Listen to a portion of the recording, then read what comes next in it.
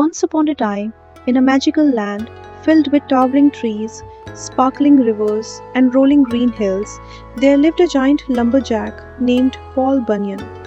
Paul wasn't just any lumberjack. He was so tall that he could touch the clouds, and his footsteps left gigantic footprints that sometimes filled with rainwater, becoming ponds where little ducks would splash and play. Paul's best friend was Babe the Blue Ox, a gentle giant with a shiny blue coat and muscles strong enough to lift boulders twice his size. Babe's eyes sparkled like sapphires, and his breath on cold mornings created clouds so thick that entire towns would be covered in a warm, cozy mist. Paul and Babe traveled together, helping villages solve problems no one else could fix.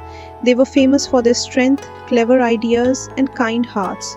One bright morning, as birds sang their cheerful songs and butterflies danced among the wildflowers like living rainbows, Paul and Babe arrived at a small village called Willowbrook, nestled between the rolling hills. The village was usually one of the happiest places in all the land, with white cottages topped with red roofs and gardens bursting with colorful flowers, but something was terribly wrong.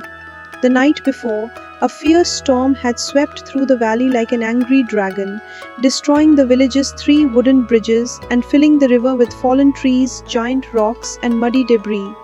Boats were stranded on dry patches of riverbank, and the villagers were deeply worried about getting food and supplies. "Oh no, what can we do?" cried Martha, the village baker, holding her empty basket with trembling hands. "The grain mill is on the other side of the river. If we don't fix the bridge and clear the river soon, the children will have nothing to eat." Old Tom the fisherman nodded sadly. "The fish can't swim upstream either. Without the river flowing properly, our whole ecosystem will suffer."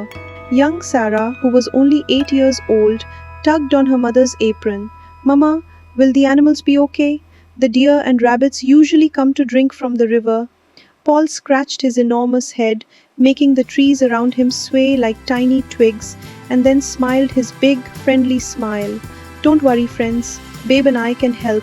We'll not only rebuild your bridges, but make them better than ever before," he said, his deep voice making the river ripple. Paul whispered to each tree as he lifted them, "You've served the forest well, and now you'll help build something wonderful." Babe positioned himself downstream, using his incredible strength to push the large boulders that had tumbled into the river. His blue coat gleamed in the sunlight, and small fish that had been trapped swam free, flashing silver in the clear water. The villagers formed a human chain to help move the smaller debris. Men, women, and children all worked together, passing rocks, branches, and tangled weeds from person to person. Martha the baker worked alongside Tom the fisherman, while the blacksmith helped the school teacher. "This is the most fun I've ever had cleaning up," laughed little Sarah, her dress muddy but her eyes sparkling with joy. As they worked, Paul entertained them with stories of his other adventures. "Did I ever tell you about the time Babe and I created the Grand Canyon? Well, it was quite by accident. Babe was dragging his favorite toy, a massive iron chain, and it carved out the most beautiful canyon you ever did see. By midday, the river was flowing freely again. Clear, sparkling water rushed downstream, and grateful fish jumped and played in the current. Now came the real challenge: building 3 bridges that would be strong enough to withstand any future storms.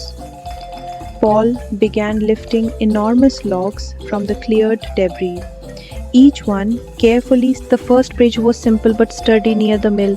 The second bridge, closer to the village center, was wider and more decorative, with carved railings depicting local wildlife.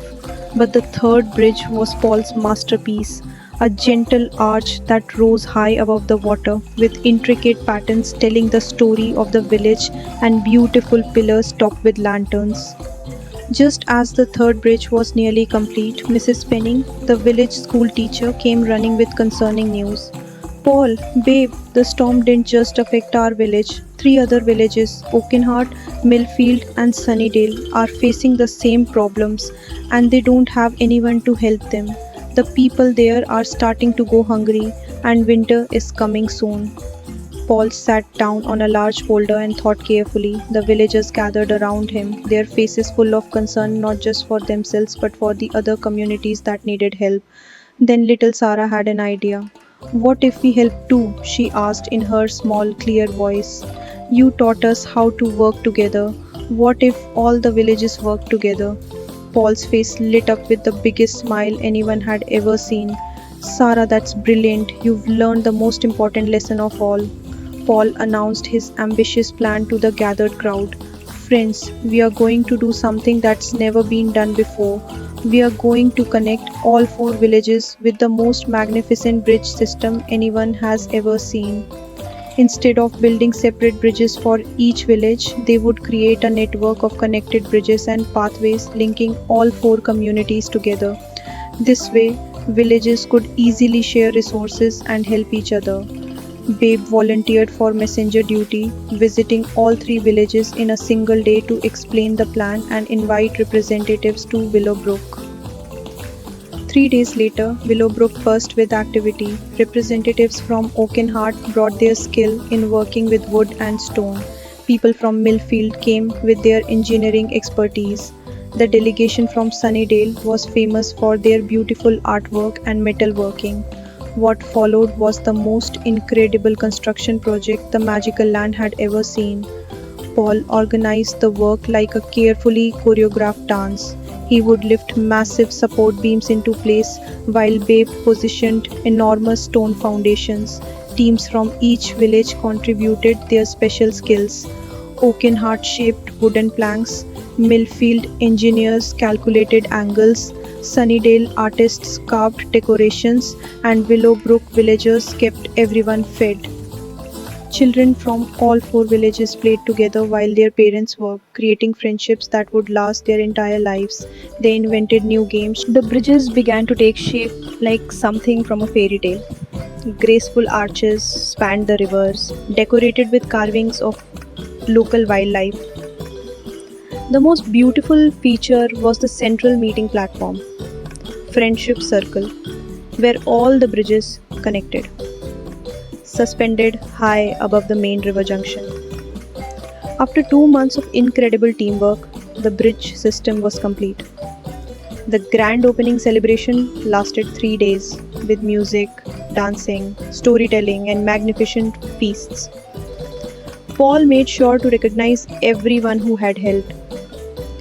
This bridge system is beautiful not because of its size or strength, he announced to the cheering crowd, but because of the love, cooperation, and friendship that built it.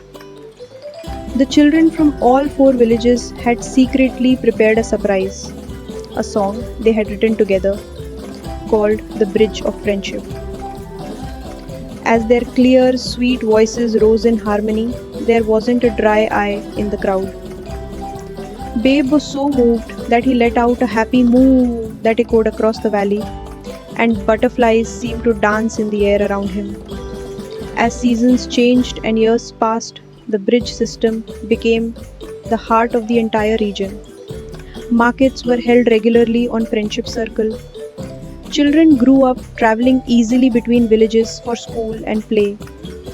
Young people from different communities fell in love and married, creating families that represented the unity of the region. The bridges aged beautifully, with vines growing along the railings and birds building nests in the decorative carvings.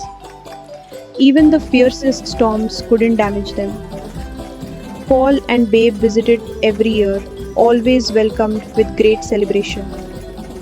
You know, Babe, Paul said during one visit, watching children from all four villages playing together, this might be the most important thing we've ever built. Not because it's the biggest or strongest, but because it helped people connect with each other. And so, Paul Bunyan and Babe the Blue Ox continued their adventures, carrying with them the lesson they had learned that the most powerful force in the world isn't the strength of one person, but the strength that comes when people work together with kindness and respect.